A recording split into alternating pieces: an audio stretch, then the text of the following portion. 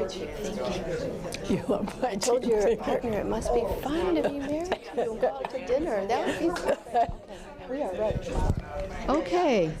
We're going to go ahead and get started here. Can you come over this way? So we're going to go ahead and get started this morning. So first of all, I want to welcome all of you in the room, as well as those of you joining virtually. I'm so happy you're here because you are in for a real treat and some deep thinking as we delve into exploring the faith at First Presbyterian Church here in Ann Arbor, Michigan. I'm Patricia Hershberger, and I'm really thrilled to be your host today, and even more thrilled to welcome back Dr. Sid Smith for her second presentation of this two-part series on wrestling with big questions. Those of you who were here last week recall that Sid challenged us with the big question about speaking of heaven, and I think some in the audience put in there, how about hell too? And today, she is back to guide us with the big question, speaking of predestination, where we will briefly explore how different civilizations and faiths have conceptualized how things happen, unfold, eventuate in related concepts, of faith, destiny, and predisposition. So now, a few housekeeping things before we get started. Please remember that the presentation is live streamed and recorded. And for that reason, if you do have any comments or questions here in the audience throughout the presentation, I request that you use this portable microphone that I'm using, and I'll be happy to come around and hand it to you. Also, the presentation is slated for 1 hour, but if any of you need to slip out to attend the 11:30 worship, gather children, do various things, please know that we do, Sid and I both understand that. We just ask that you do that quietly. And now it is my pleasure to introduce our speaker, Dr. Sid Smith, who is the Lorna G. Goodison Distinguished Professor Emerita of English and Women's Study at the University of Michigan. She has authored and co-authored 20 books in her fields of life writing and feminist theory. She received her bachelor and master's degree from the University of Michigan. Woohoo! I just have to throw that in. And she received her PhD from Case Western Reserve University. A fun fact about Dr. Smith, and I hope she doesn't mind me sharing this because it just puts a smile on my face, is that she is currently working on a novel on the lives of her maternal grandmother and grandfather. I think that's just so cool. Yeah. I'd rather be talking about that. Yeah, we'll have to have you back. But at this time, and without further ado, if you would join me in welcoming Professor Emerita, and as of last week, our new elder, Sid Smith. Thank you. Thank you, Patricia. Thank you, everyone.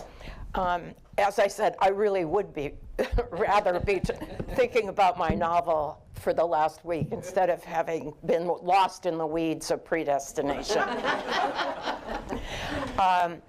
And just as a framework, it's very interesting to be talking about this. I spent a lot of my time as a feminist theorist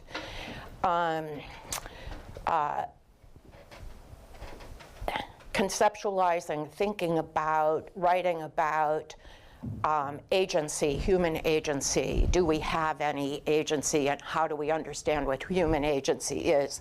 I am not going to do any of that feminist analysis for you for this conversation. I'm going to be talking about, for instance, I would use the term human agency rather than free will. But to unpack how I think about the concept of agency would take a lot of time. And so I cut that part out of the presentation and to kind of focus on how various civilizations have talked about something called free will and its relationship to determinism. And I also have to say something here. last week I was able to give a shout out to Catherine as offering me some assistance. I have to admit, because we are supposed to, as scholars, admit that I've depended a little bit this week on AI. So I am,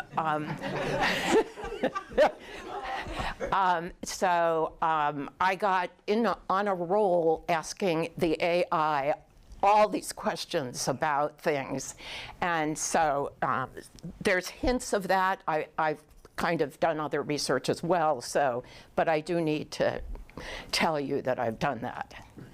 It's actually pretty interesting what comes back.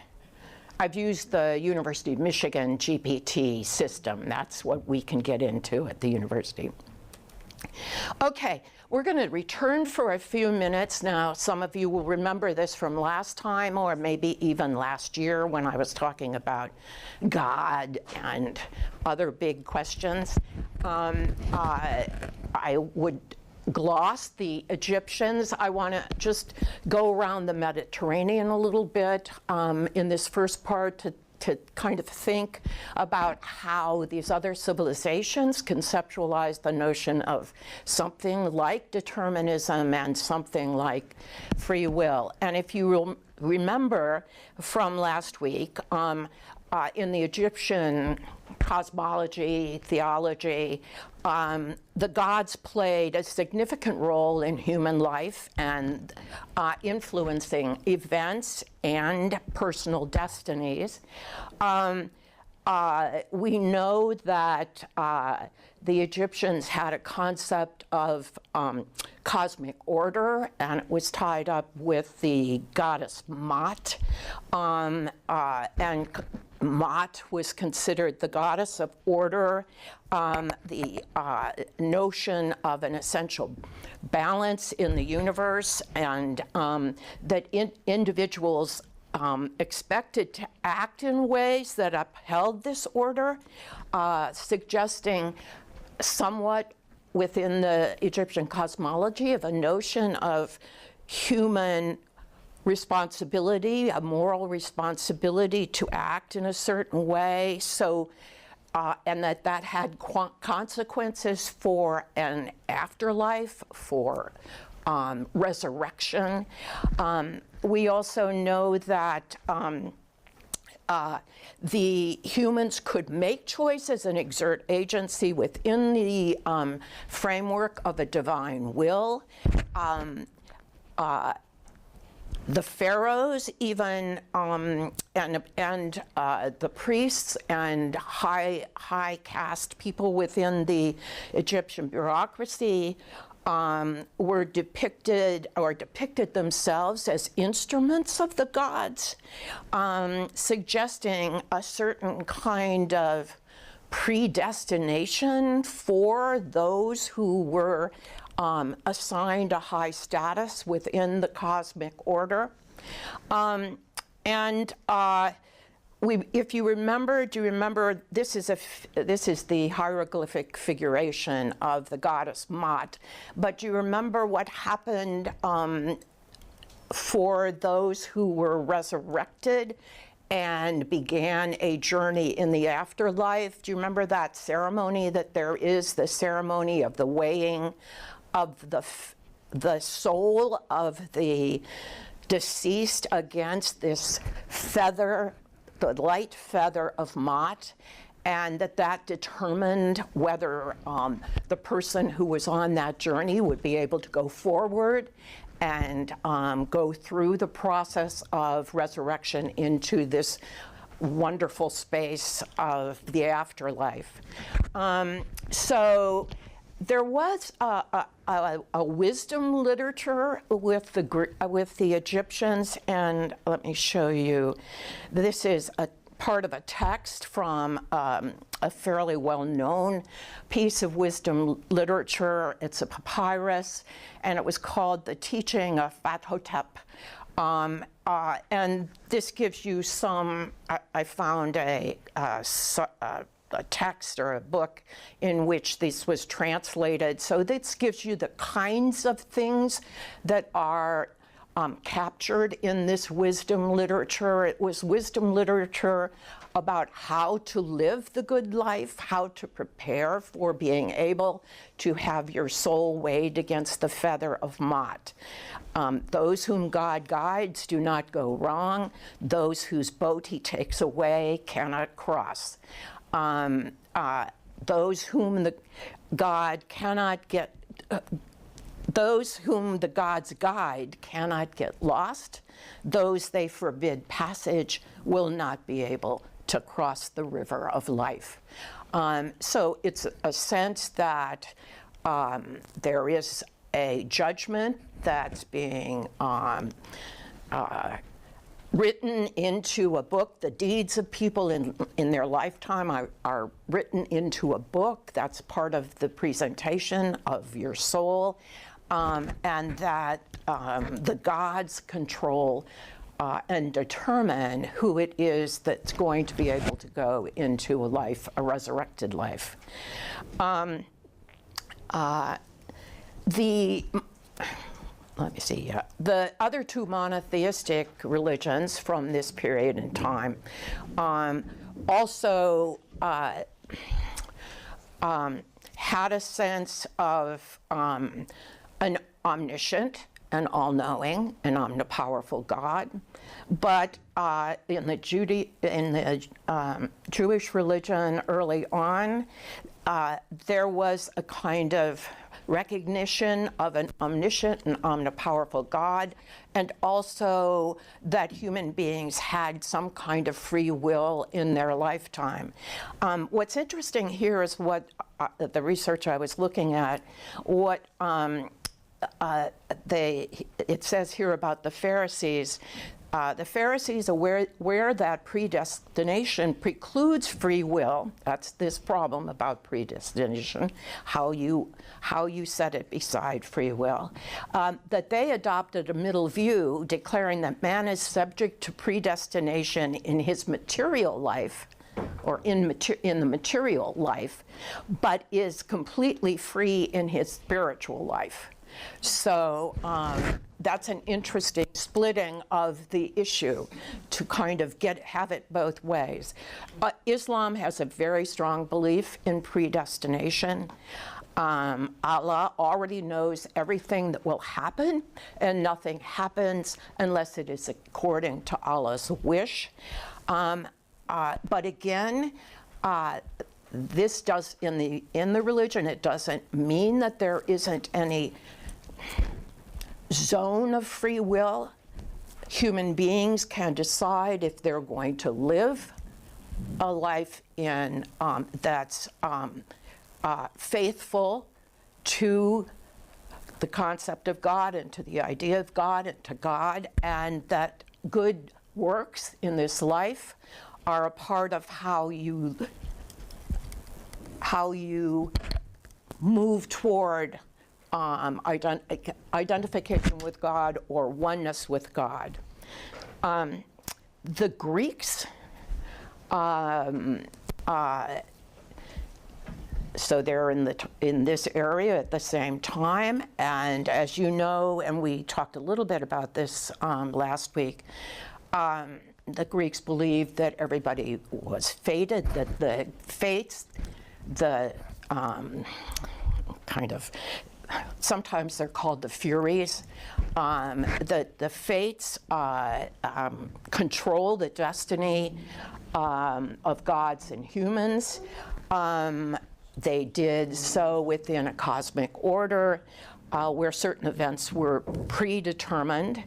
And if you think back to the Greek tragedies you might have read, anybody read some Greek tragedies in here, Oedipus or, okay, we need some Greek education. I think we should read Oedipus together.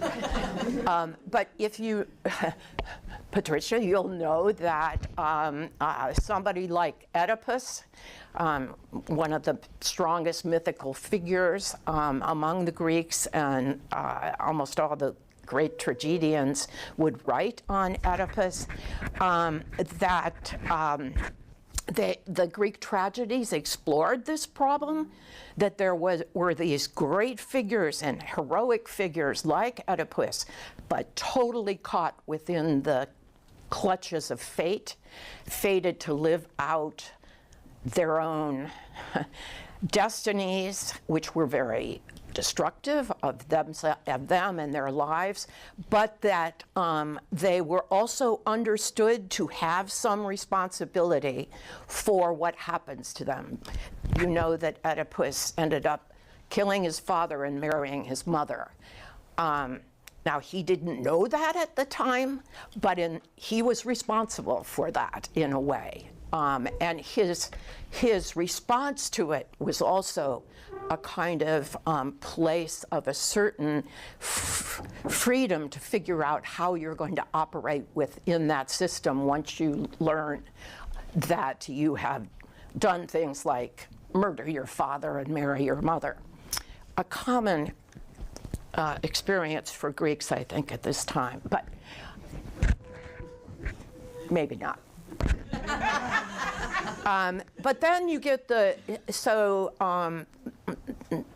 tragedies come from, the period from about 600 to 450 BCE. Later on, you get the philosophical systems, the Greek philosophers trying to work out what the issue of determinism and the notion of some kind of human responsibility. And so here's just a quick rundown. If you know your Socrates, you know he focused on knowledge and virtue and the notion of choosing good through proper understanding of moral agency whereby individuals can recognize the good and pursue it. So this is the importance of Greek rationalism, that there is a way for humans to begin to understand how the universe works through their capacities for reason, and that the search is for knowledge, more deeper knowledge, as an understanding of the world. Plato introduced the concept of the tripartite soul in the Republic. Reason explores the importance of reason of governing over spirit and appetite.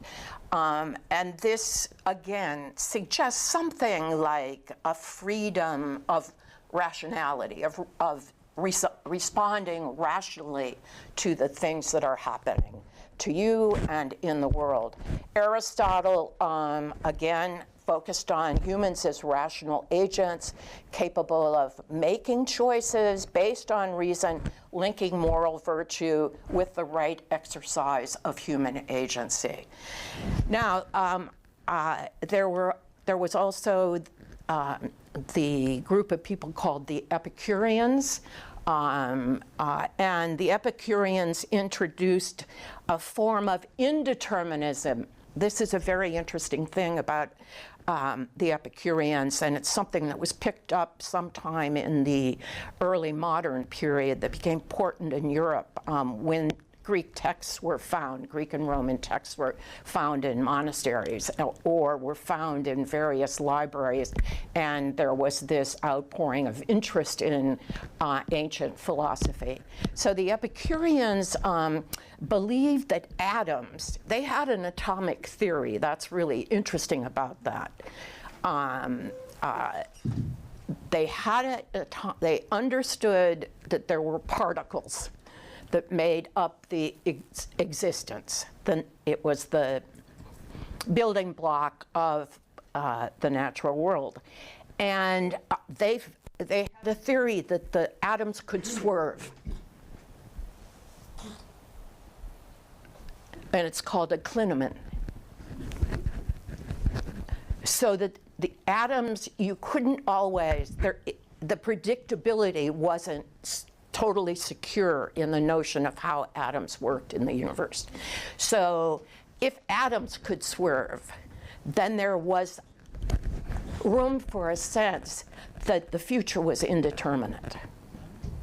And therefore free will operated in a different on a different register. So the Epicureans, it's not that they, the Epicureans understood or wanted to have greater understanding of nature, and they talked about eliminating the sense of fear, particularly fear of gods and fear of death. And so you could lead a life of tranquility and find a kind of peace, central peace in terms of what was possible in the universe and what was possible of what the possibilities of unpredictability were. This is that, it's another term about thinking about determinism and indeterminism would be predictability and unpredictability. So those are that's the Epicureans. I'll just say something about another strand of philosophical school that influenced the Romans a lot. It came really from the Greeks, but went over to Rome, and so it's both a later Greek school and a Roman, picked up by the Romans, and that's Stoicism. And the Stoics. Anybody read the work of the Stoics? Yeah. Little bit. I know you're interested in that now. So the Stoics believe that the universe is well organized and a perfectly rational whole, where all events are predetermined by divine will. That sounds familiar to us. Okay. They contended that individual events are the unfolding of a grand rational plan, and everything happens for a reason within this cosmic order. Now, human beings can't do anything about that. That is outside the control of any particular individual or individuals or human beings as a group. But they can control, their free will is about how they're going to respond to this total determinism. It's how you respond.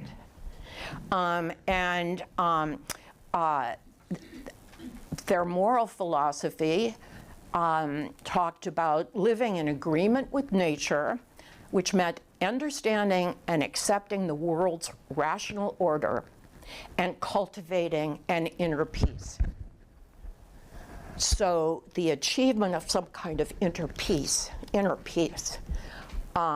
was the zone of agency or free will for the Greeks. And then you remember, some of you may remember from last week, our discussion about Hinduism and the cosmic order, and it is both, in Hinduism, the cosmic order is in control, and Brahma is in control, is the creator of the universe. People go through endless, what is it called? Reincarnations, determined by how they live their lives. So you've got a system of determinism based on the free will of people to live their lives in the way they live them. It's just that if you want to keep returning, endlessly returning, and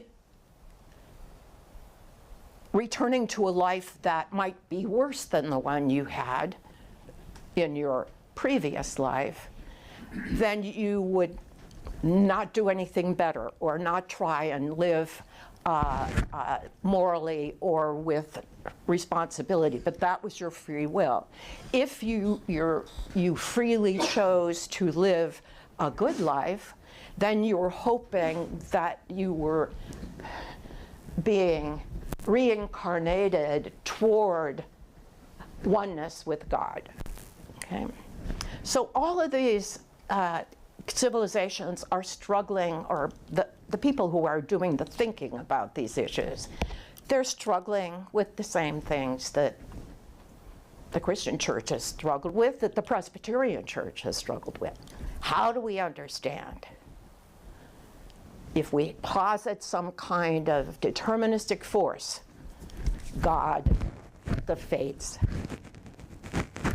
how do we know, how do we think about how we live lives in the context of that knowledge of no control?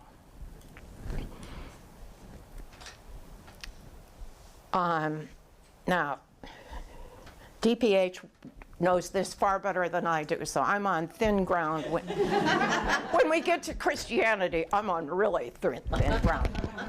But we know that Pauline thought in Paul's epistles, there is a talk about being predestined. For those God foreknew, he also predestined to be conformed to the image of his Son, that he might be the firstborn among many brothers and sisters. And those he predestined, he also called. Those he called, he also justified. And those he justified, he also glorified. Okay, I've already screwed up the... No, I've been predestined to go down. I didn't mean to interrupt. That's okay, that's okay. And then you can see it in the passage from Ephesians as well. So there was in the earliest, in the Gospels, or they aren't the Gospels, in the letters, this concept was gelling. And it had been there. I mean, it's there in monotheistic religions anyway. So it began to gel and take hold. Augustinian thought, Augustine, the major church father, who in my field, he's very important in the field of life writing, because Augustine's Confessions is something that you always want students to have some knowledge about. That was one of the first confessional life narratives way back in the 5th century, or I can never get this right, the late 4th, early 5th centuries BCE. And he developed the concept of predestination in more detail. God promised not from the power of our will, but from his own predestination. For he promised what he himself would do, not what men would do. Because although men do those good things which pertain to God's worship, he himself makes them to do what he has commanded. It is not they that cause him to do what he has promised. Otherwise, the fulfillment of God's promises would not be in the power of God, but in that of men. So trying to be very careful about how to talk about this notion that we're all predestined. It's a promise from God. We are not in control of it.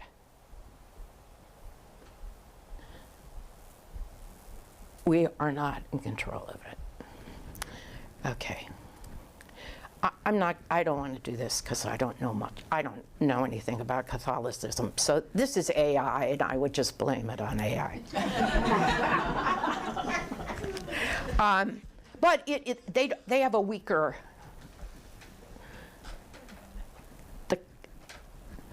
The Catholic Church had a well, we just saw Augustine, and that's a pretty firm notion of predestination. But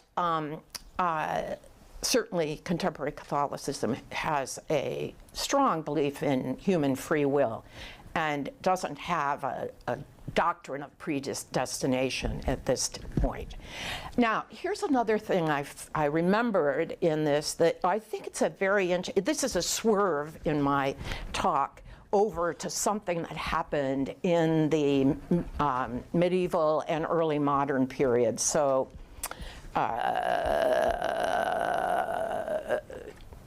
1000 to 1500. Have any of you heard this term, the Great Chain of Being? Oh, okay. So this was a concept that was a very strong concept that emerged as I said, in the medieval and early modern thinking. It was a way of understanding the cosmic order. And I don't think you can read these up here, but up at the top it says, on the first step it says Deus, God. The next one, and angels. The next one, Homo is humans are the fourth step down.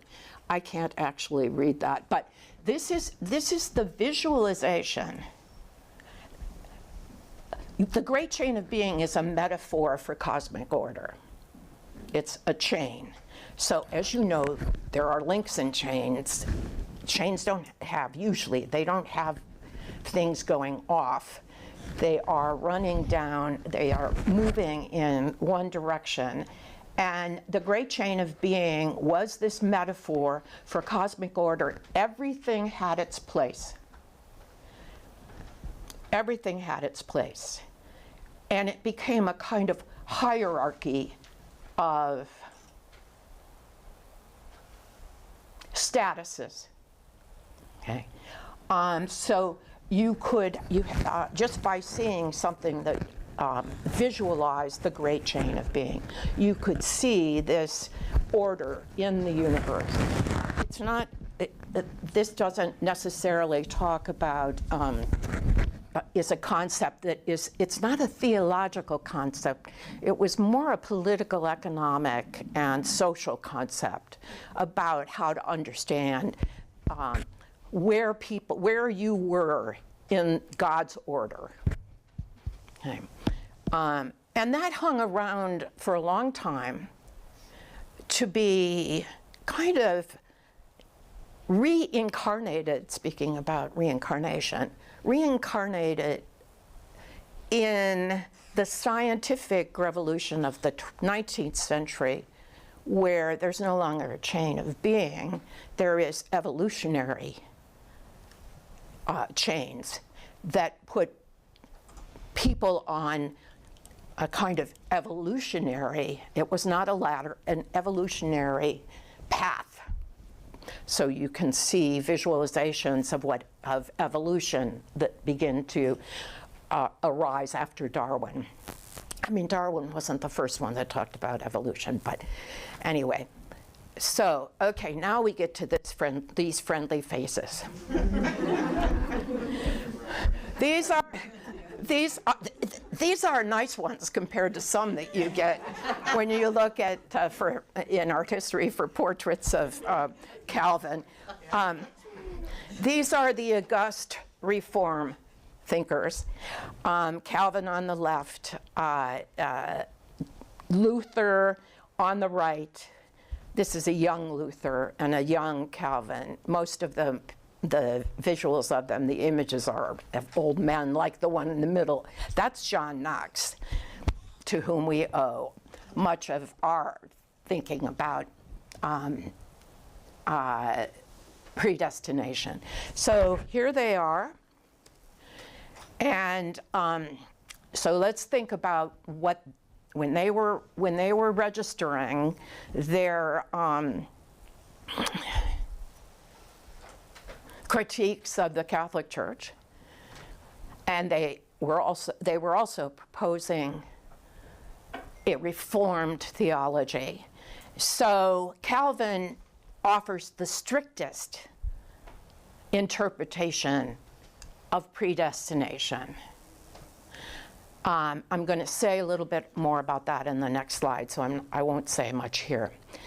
Lutheranism, Martin Luther believed in predestination, which is a way of foregrounding the sovereignty of God, but he avoided Calvin's move to double predestination. I'm going to go back to double predestination in a minute.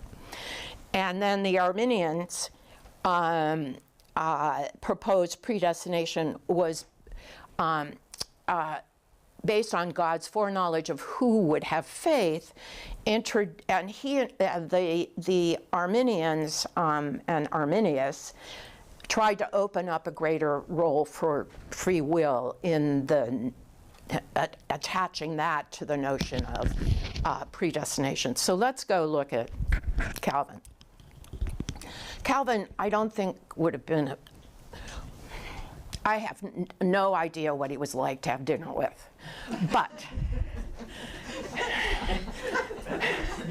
but he didn't have much hope for human beings. It's, you know, I mean, we can all say this, we're all damaged. Human beings are damaged. But when Calvin articulates that, it gets pretty intense. So human nature is inherently corrupt, resulting in a state known as total depravity. Okay, so we live in a condition of total depravity. That's what we have to assume about ourselves. Every part of us is tainted by sin. Humans do possess a will and make choices, but these choices are inherently inclined toward sin unless transformed by divine grace. So it's a very gloomy portrait of human beings. The human will is in bondage to sin. They lack the capacity to choose good over evil without divine intervention. So there's no secular system of ethical and moral values that would not be tainted by the sinfulness of human beings. Now,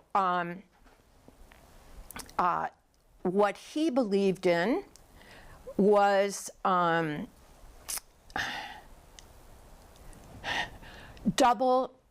going to go back to this concept of double predestination. So there's predestination and double predestination.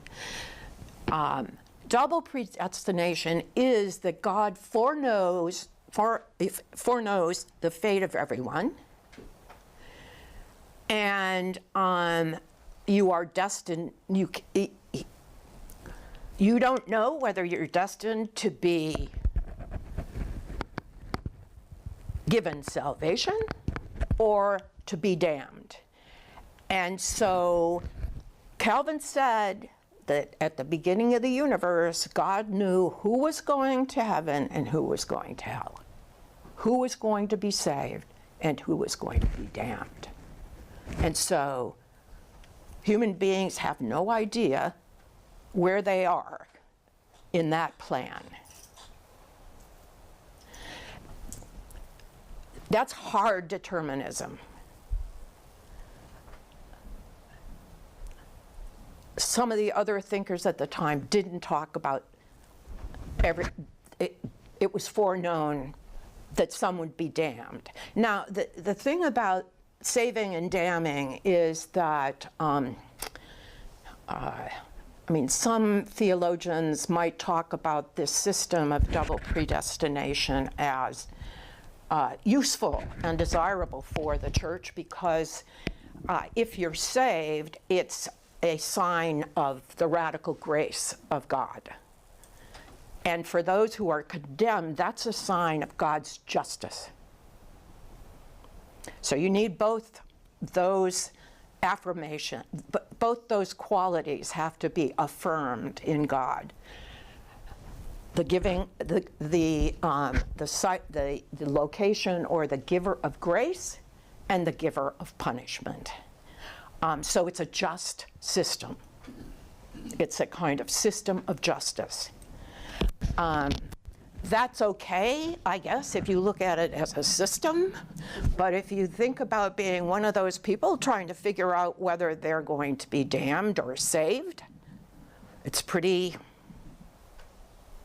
stressful. It's a kind of stressful life to live. If you're being inculcated with this notion of double predestination. Okay, so Calvin, God's eternal decree by which he compacted with himself what he willed to become of each person for eternal life is foreordained for some, eternal damnation for others. I don't think, I do have, I'm going to go, where I want to show you. This is Calvin's church in Geneva, Switzerland. I was in that. This is the church that he preached in. He stripped it of everything except the superstructure.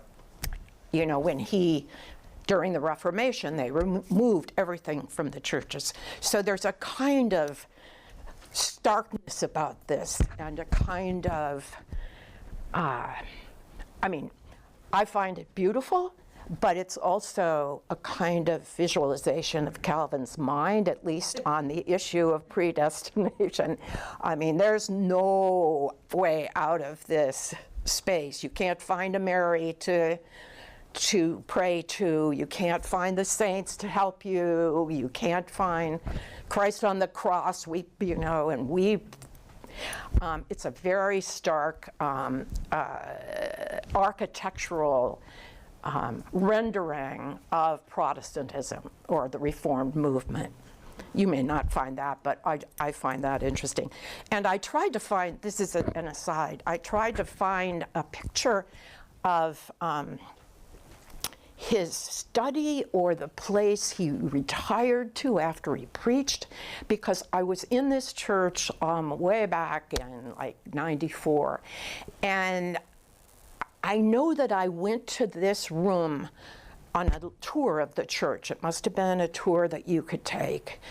And I got to this space and they said this was Calvin's personal retreat room or something. And I think they said, the person who was talking to us about this, I think that person said, this is how it would have been for Calvin. It was red curtains on every wall. It was so hot, so sensual. So for me, it was a kind of his outer presentation, and then this is what he'd given up. This is the pleasure of not luxury, but the pleasure of materiality and the senses that have no place because they're all tainted by sin. Anyway, but I couldn't find any. I tried all these travel places. I couldn't find any pictures of the inside of it, just because that interested me about who Calvin must have been. What was the drain on him for living this theology? Okay, now here's I just happened to find this as I was out looking for images. This is not. The X in the middle is because I'm taking a screenshot, of it, and this is from the company that puts these up online. But this is called double predestination, so you can see a kind of figure putting the crown of salvation on the laboring figure in the foreground, and heaping. There's some animal. The bird is beginning to hover over the one who's been damned. Interestingly, it looks to be gendered, but I don't know enough about this artist, so I don't, and so I can't say anything about that. And I did look up. I gave AI a question about the relationship of gender and predestination, because I thought that might be kind of interesting to think about. So think about that. I'm not going to say what I found until later. Okay. Now, as I did last week when we were thinking about what's the value of heaven, of the belief in heaven and earth in terms of some larger historical and cultural and social, political and economic formations, I wanted to think about predestination in the terms of how it entered in aspects of colonization, conquest, colonization, and imperialism. And so in terms of exploration and colonization, theories of predestination were sometimes employed to rationalize the superiority of European Christians and their colonial endeavors. I mean, you can see that, how that would be easy to map on to the whole history of those centuries of conquest, colonization, and imperialization. Some proponents of colonialism and slavery interpreted predestination in racial terms, suggesting that the subjugation of non-European peoples was part of God's divine order, and claimed that European Christians were chosen by God to civilize and Christianize all others. And so it's not only, it's the great chain of being did this as well. I mean, that sense that there was a cosmic order and there were a hierarchy of beings, and it's another step to say within human beings there was a hierarchy of human beings. You could do that, but certainly predestination became a way of, or a framework through which to justify the extermination of other peoples, the enslavement of Africans. On the other side of this slide is some comments about racialization and slavery. Certain religious groups rationalized slavery by arguing that Africans were predestined by God to serve others. And so that became theological justification for racialized hierarchies. And the idea that different races had predetermined roles in the divine order of the world was influenced by, and this is by a skewed interpretation of predestined roles, intertwining theology with racial ideology. Now, the idea of race kind of emerges late in the 17th century as a concept, in terms of thinking about a racialized order, that there would be races and they would be put into a predestined order of superior on the top, white Europeans, and those ranged below that, the heathen. This is a lithograph from the, it says it's from the middle of the 17th century. John Eliot was a Puritan, and he was one of the people that did that started trying to Christianize all the heathens that the Puritans ran into when they began to expand out from the East Coast. Now, again, I mentioned this last week, the concept, we were talking about heaven and hell, or heaven, the concept of predestination has also been linked to the rise of capitalism. Again, it's through Weber's analysis in the Protestant ethic in the spirit of capitalism. And he talked about Calvinists experiencing anxiety about their status as part of the elect. People were spending a lot of time trying to figure out whether they were elect or not. And especially if you couldn't depend on good works were needed, but they didn't assure you of anything, because the mind of God is inscrutable, so you can't tell what's happening. So there's a sense of anxiety and uncertainty. As a result, they sought signs of God's favor in worldly success and disciplined work ethic, the Protestant ethic, work ethic, which then Weber suggests led to promoted capitalist economic activity and capital accumulation. And so that's what the focus here is, about how habits and behaviors and activities in the world can be, that are, serve a couple purposes. One is living out God's plan, and the other is giving impetus to certain kinds of social and economic relationships. Okay, and also there was, Weber talked about the kind of orderliness of the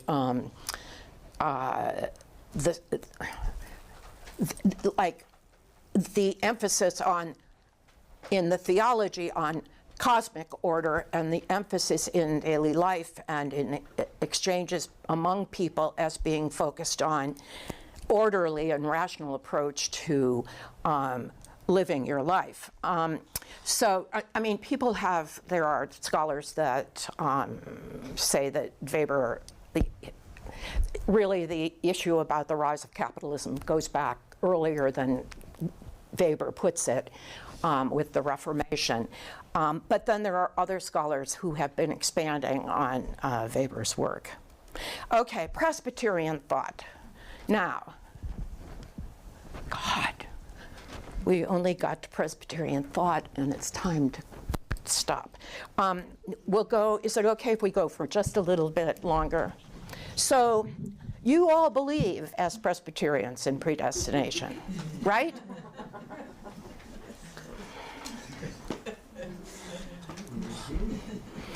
Here's what you believe. If you want to. I mean,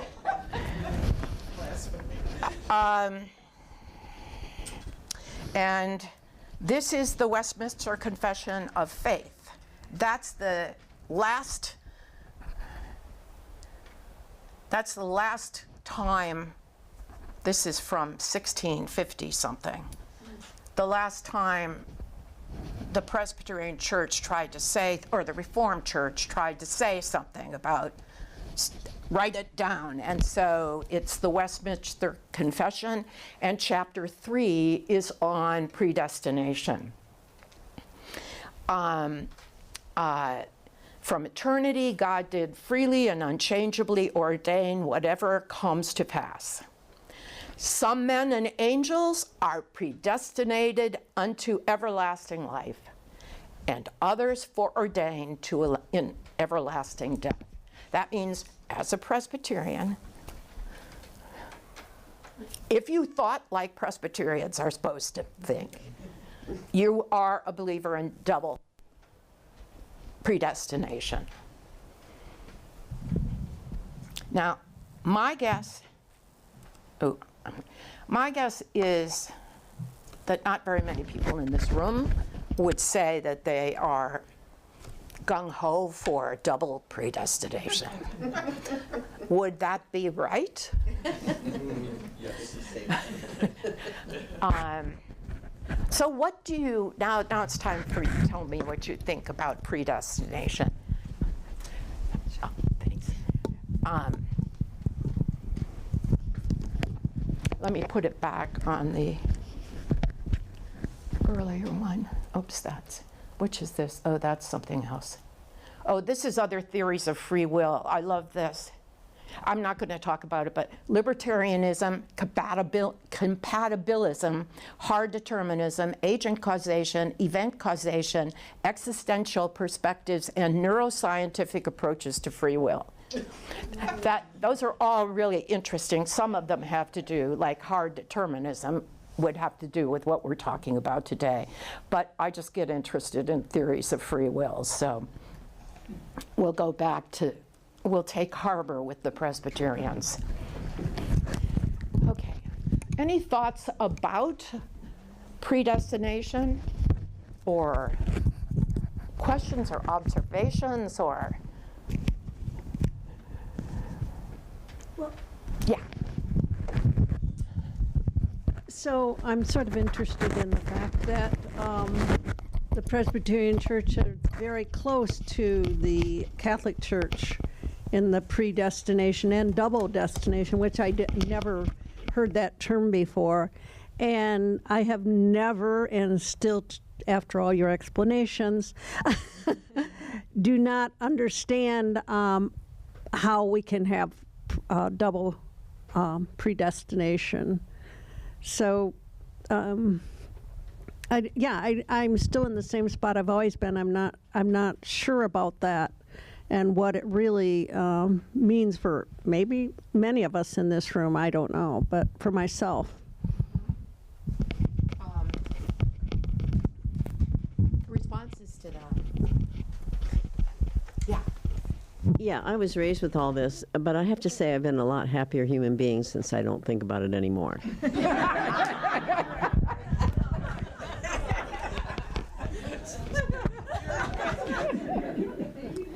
Well, I've felt for a long time that the church was telling me that I had to believe in the devil, and then I was like, well, I can't figure out if it's God or the devil telling me to do things. It was a horrible existence. I was starting to say, okay, if I hear something, is it coming from God? I hope so. But what if it's coming from? So I just ruled out a devil, and I thought that's okay. I don't have to believe it. If it's in the Bible, I'm still not going to believe it because I can't do it. But now that I know about predestination, double predestination, it's so much easier. If I could just add a comment too, just thinking, part of my life I spend as a scientist, so I think about some of the studies that have been done where there's been injury to the brain and different individuals then act differently. So I think your quick point about the neuroscience piece, I'm just curious about when you think about human behavior and how that comes into play. Not that you have to answer all that, Sid, you've done such a great job, but just in my own life, thinking how that also fits into predestination. Yeah, on this, I'm on this slide now that has the neuroscientific. Now, again, this is AI, and I haven't done any changing to it or gone out to check on all of this, which you would have to do if I were writing something that was going to be published. So here's what it says from AI. In recent years, neuroscientific studies have explored the basis of decision-making and free will. You have to have a theory of free will to talk about free will. Examining how brain processes influence or determine choices. Some interpretations suggest limitations to free will based on neural determinism, while others argue for a more nuanced understanding of human autonomy. Now, you could talk about neural determinism, genetic determinism. Both, embodied determinism, right? Physical. And even with something like trauma, now there are a couple of fabulous books on The Body Keeps the Score by Van der Kolk, the Dutch doctor. He lives in the U.S. now, but and then My Grandmother's Hands, which is by an African-American psychologist that talks about his grandmother's hands because she had been a sharecropper, and all the trauma of that experience. And excuse me, Sid.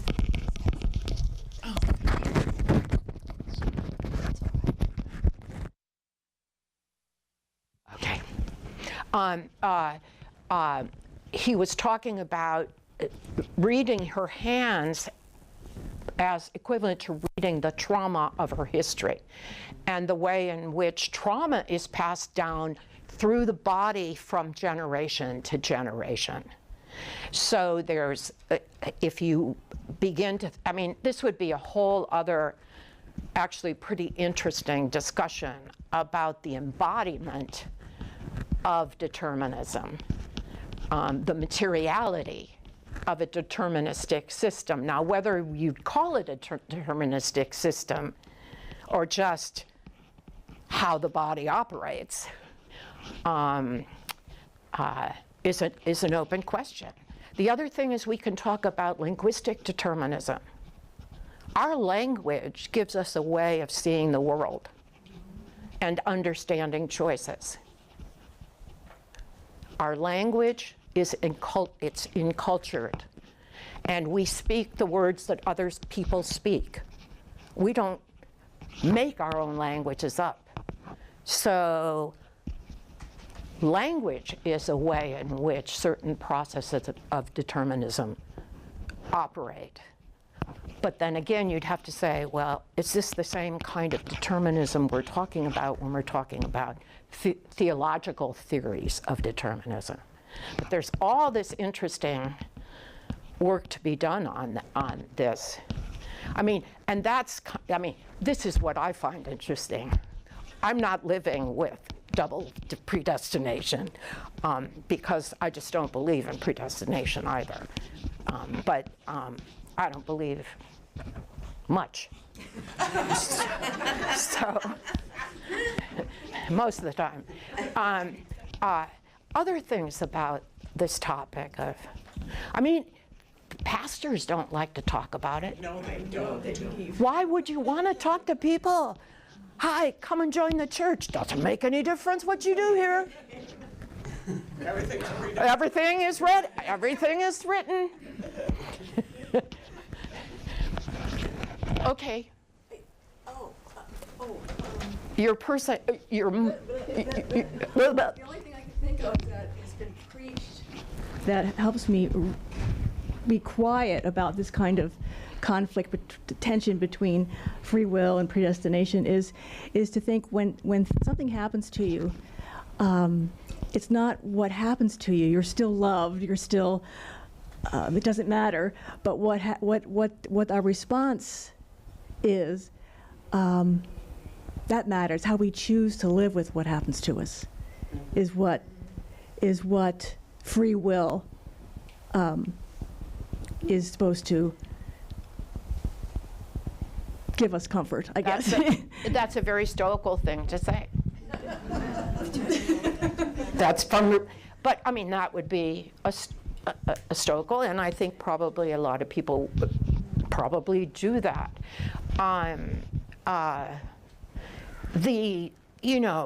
It's the platitudes of predestination that are so troubling.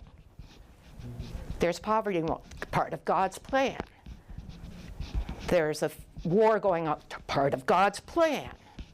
Somebody gets elected, God's plan. Something terrible happens to you or your family, God's plan.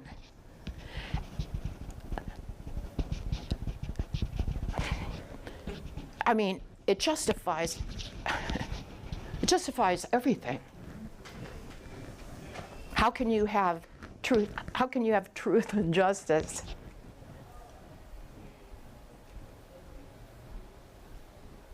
When everything rotten that happens can be said to be God's plan. Yeah. I would like to say that's not good for people's mental health either. I have a family member that believes in this. And he's worried all the time that, he's not going to be saved. I mean, not all the time, but it does prey upon him, and he has depression issues. And I just don't believe that God wants us to believe in that. Okay, it's not in God's plan for us to believe in God's plan.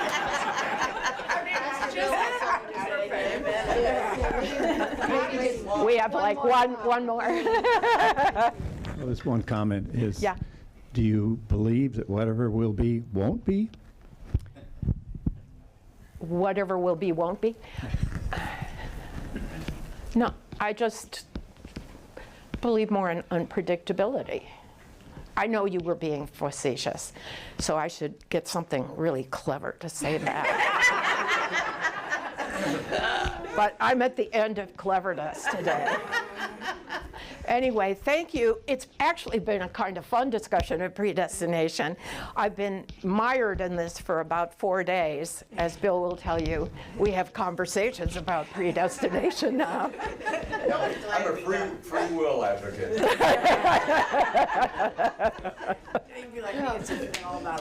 Yeah. But